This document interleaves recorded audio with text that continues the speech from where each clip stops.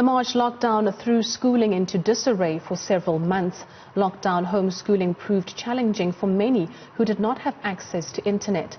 But now attendance for the different grades are almost back to normal. Ahmed Kajee visited Greenside Primary School and filed this report. Social distancing, screening and attendance registers at the school's entrance has become the norm at Greenside Primary School. Classes are split into two groups, which means parents and guardians drop their children off on a one-day on, one-day off rotational basis. Principal Cheryl Cotwell says with safety measures in place, it was important for grade 1 pupils to return to school. We have asked our parents to send their grade 1s back because we do have the capacity to keep them social distanced. And our grade 1s came back also on the 24th, the full classes, because they'd actually forgotten how to read, because they only had 2 months of schooling initially. That was the start of their schooling, and it was not enough to retain. Then we had about 85 children who were not returning, and the reasons were that either the parents, auntie, the granny, somebody who lives at home had a comorbidity, or the child might have had asthma.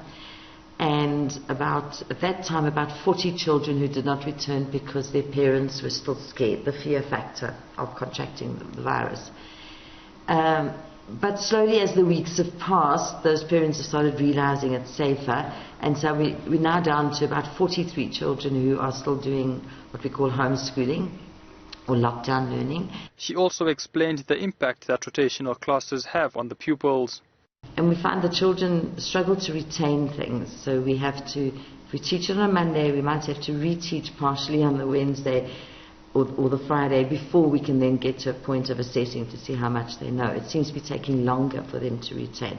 One of the teachers actually commented that she thought that a lot of the kids are suffering from a kind of post-traumatic stress, because it's just been too hard for them to have to face this possibility of their mortality, I think.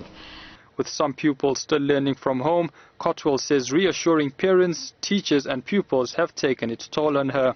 Parents by their very nature are demanding, because all of us who are parents will be demanding for something for our children.